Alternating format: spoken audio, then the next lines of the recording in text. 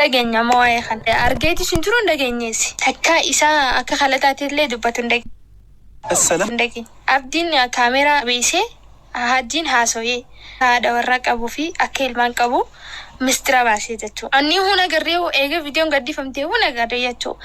Namaatu bilbilanii hajjiin ammas jaartii bira qabee doonaan jaan khalaas dhugaan seenee deemee yuutuuba seenee ilaalu kuno dhugaadha. Saniifuu ani ajaa'iba natti akkasitti kana eegaan arkee muddiin achittee jira jechuudha.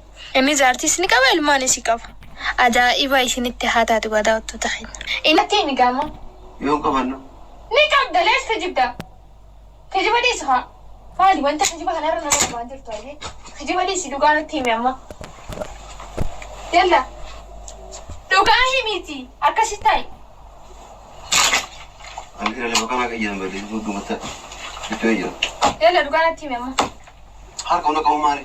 Walla harka aluka qabu miti arraan tani qallaali daawwatu. Yalla. Harka hunda qabu maali?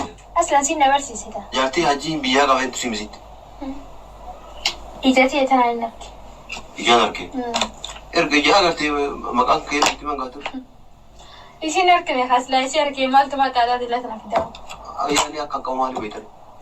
Akkaati qabdi afaan makan keetiin jettee na fakkaatti. Akkam. Akkamatti yaani qilleensa kanarra waan oolaa miisa. Qilleensa irra yoo oolte akka jaartii qaba jedhu. Sobaan jiraa fi dhugaan jiraa kiyya maali beektaa turta? Sobaan jettu dhugaan jettu anummaan tira san si gaafachuu gaafii si gaafadde naa deebisu. Yaa gaafii si gaafadde jaartii osoo hin qabu. السلام عليكم ورحمة الله وبركاته. شما أركفوني جرجرتو أمتك عشتي أمتك جاللا في أمتك كبجاء كم جرتا فيا كيساني الحمد لله أما اللي فيديو تكا كباني ولتي ديبيني جرا إيغا إسيني اللي فيديو واي حجي تعالتو أكاسم فاو har'as waan haarawaa tokko dhageessee faayoon akkaan qalbiin isii cabdee akkaan rifattee jirti. Akkuma daawwattanitti viidiyoo tokko keessatti hajjiini abdiin haasofsiisee ture hajji haasofsiisee ture kaameraa dhoksee ergasii booda hajjiin akka biyyarraa haadha manaa biraa qabu ijoollee qabu kan dubbata jechuudha. Egaa kana dhageessee booda faayoon baay'ee qalbiin isii cabde jechuudha. Baay'ee aartee miira keessa seentee jirti.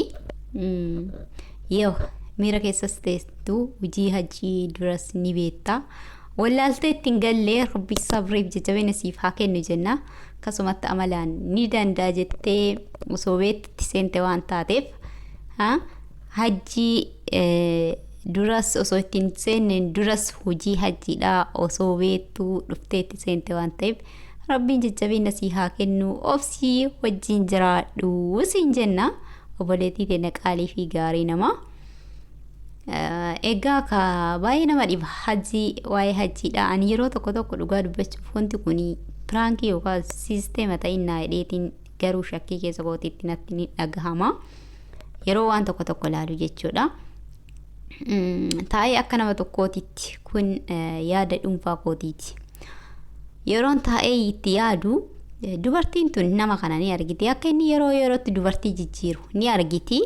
Maal amantee isii jijjiiru sanirraa maaf waa hubanne maaf waa itti dhiyaattee irraa hin baranne akkamiin nama kana osoo argitu osoo inni dubartii kudhan jijjiiru argitu na wajjin jiraadha namni kun na warata jettee akkamitti itti dhufte faayoon kan jedhullee gaafii gosatte moo kun siisteemaa kan jedhullee kun akira piraankii ta'uuf deemaa kan jedhullee gaafii natti ta'a jechuudha. Egaa ka dhugaa dubbachuudhaa fi caaltuun nama baay'ee miskiinaa akka kootitti akka dhuunfaa kootitti caaltuu baay'ee gaddee fi baay'ee natti dhagahame haalli jireenya caaltuun keessa jirtu jechuudha.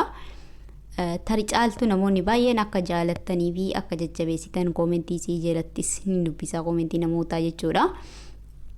Caaltuun nama baay'ee miskiinaadha. Nama baay'ee jarjaree dubbatullee miti, nama arraba afaan o'ullee miti, nama haasaa baay'isuullee miti, dubbii isii cadheessaan keessa isii fixatti jechuudha.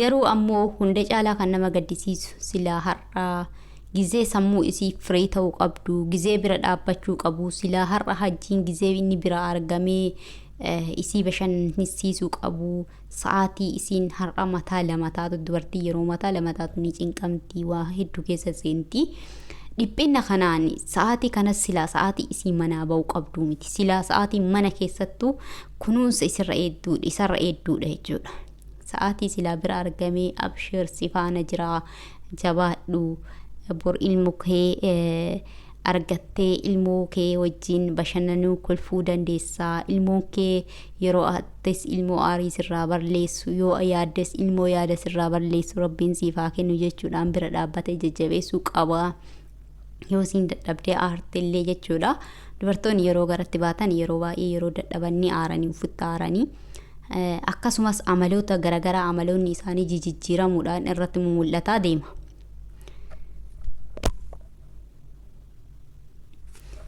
kana hundumaayyuu silaa bira dhaabbatee bira jiraatee irraa qoodachuu qaba ture garuu har'a hajjiisa hundumarraayyuu hin jiru sa hundumarraa darbee san godhuufi miti sun haa hafu hajjii caaltuu hamma ciqici itti baay'isuudhaan mana isa jalaa baatutti guyyaa tokkoon darbii gaafa guyyaa iidaa faayoo bira dhaxxee caaltuu haasofsiifte tokko chaanal isiirra yoo dhageeffatta ta'e viidiyoo san keessatti caaltuun faayoon caaltuudhaaf gaafii dhiyeessite caaltuun baay'ee miira keessa seenteerti baay'ee taarteerti hajjii baay'ee obsaafii turte dhoksaafii turte amma garuu aartee miira keessa seentee jirti faayoon hajjii amma itti deebuu ni yaada jedhu gaafii dhiyeessiteefi jennaan hajjiin bineessaa itti romaa mulqite hajjiin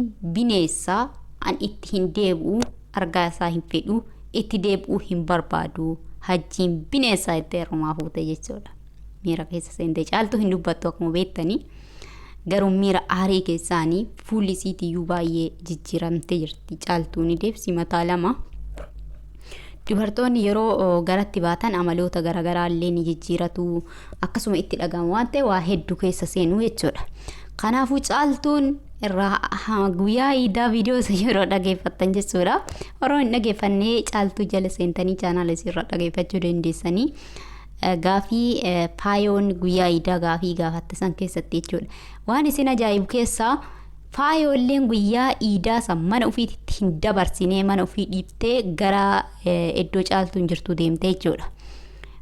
Anis ciqici hajjii dadhabee manaa bahee hajjiin adda manatti dabarsaa jira yaa subhaanallah ilmi namaa guyyaa iidaati osoo dubartiin lama qabu adda ofii mana ooluu jechuun kun ammoo waan akkaan nama gaddisiisudha wanti dhugaa ta'e garuu allahu alam haqiiqaa isaantu beeka isaanumaaf rabbitu beeka jechuudha isaanumaaf dhimna garuu wanti kun dhugaa ta'e taanaan dhugaa baay'ee nama gaddisiisa ilmi dhiiraa dubartii lama osoo qabu amala ofiif qabu dadhabee amala ofii jijjiiramuu dadhabee homaa barachuu dadhabee dhugaa rabbii obboleewwan hiriyoonni isaa fakkeenyaaf hiriyoonni isaa fakkeenya guddaa kan isaaniif ta'uuf danda'udha. Kanaafuyyuu obboleewwan kiyya dhugaa dubbachuuf baay'ee namatti dhagama. Inshaallah rabbiin isaa qajeelchu silaa osoo waa barachuu barbaadedha hiriyoota gaggaarii isa bira jira warroonni bultii qaban bultii isaanii haala gaariidhaan gaggeeffataa jiran baay'eetu bira jira isaarraa waa barachuu danda'a silaa. hiriyoota isaa baay'ee jira isarraa barachuu danda'a jechuudha inshaallah hajjiillee rabbiin nuuf haa qajeelchu nuuf qajeelchee nama uf beekee uf yaadatee rabbiin isallee nuuf haa qajeelchu inshaallah caaltuullee rabbiin guyyaa isii geettee nagaa rabbiin isii hiikee ilmoo araara buuftu ilmoo haadhaaf abbaa walitti harkiftu ilmoo sheexaana kan jidduu kaastee jaalala jidduu isaaniititti maddisiiftu rabbiin isaaniif haa kennu inshaallah ilmoon keerii hedduu balbala keerii hedduu banti jedhanii inshaallah ilmoo keeriidha tan hajjiillee ubbeessiftu ta hajjiillee akka ilma dhiiraatitti ol deebee bultii ofii haadha manaa maatii ofii qabatee uf ilaalee gochi asii achi dalagaa ture kun hundumtuu dogongora ta'uu hubatee ol deebi'ee ilmoo isaa qabatee maatii isaa qabatee mana keessa akka ilma dhiiraa ol deebi'ee dubartii isaa wajjin jiraatu rabbiin isaanii haa kennu inshaallah ilmoo balbala sharrii irraa cuftu ilmoo balbala keeriidhaa itti bantu rabbiin isaanii haa godhu inshaallah caaltuullee ilmoo irraa gammaddu ilmoo yoo laaltee jette aarii fuula isii keessa laaltee jette aarii itti dagattuu fi akkasumas waan achi keessa bu'aa bayii har'a keessa dhufte kana hundumaayyuu irratti dagaddu rabbiin isaanii haa kennu inshaallah faayollee rabbiin ilmoo bareedduu ilmoo jaalala haadhaaf abbaa jidduutti daraam maddisiistu yookaan haadhaaf abbaa walitti harkiftu haadhaaf abbaa walitti hiitu rabbiin isaanii siif haa kennu dubartiin takka erga bultiitti seentee ilmoo isii barbaachisaa rabbiin ilmoo bareedduu isaaniif haa kennu inshaallah ta'amala hajjii irraa jijjiirtee hajjiinis daa'imman tana laalee garaa hiree ol deebi'ee wanni godhaa ture kun hundumtuu gaabbee ol deebi'ee ilmoo ofiitiif haadha manaa isaan lachiituyyuu akka daa'imaa tapsiisee hojii taphatee jireenya gaarii wajjin oofatu rabbiin isaaniif haa kennu isaan jidduutti haa buusuu jechuu hin dagatinaadha isiniin jedha dhugaa hunduma isaaniitiif du'aayii godhaa hundaafuu du'aayii waliif haa goonu hajjiillee rabbiin isaa haa qajeelchu rabbi hin danda'a isa haa qajeelchu nama hiriyoota isaarraa laalee waa baratee kaasee achi darbe hundumtuu dogongora ta'ee akka dogongora ta'e hubatee as deebee jireenya bareedduu eegalu rabbiin isaa haa taasisu isaan jennaa obboleewwan kiyyaa viidiyoo isin irratti hin dheeressu viidiyoo kiyyaa warroota maatiinaaf taatanii jajjabeessitanii nafaanaa turtaniif galatoomaadhaa garin keessan guddaadha warroonni haaraa taatanis seentanis chaanaala kana like share subscribe gochuudhaan nufaana ta'aadha komiif qeequmsi yoo jiraate komentii jalatti naaf kaayaa isiniin jechuun jaaladha hamma viidiyoo biraatii walitti deebinutti assalaamu alaykum warahmatullaahi wabarakaatuh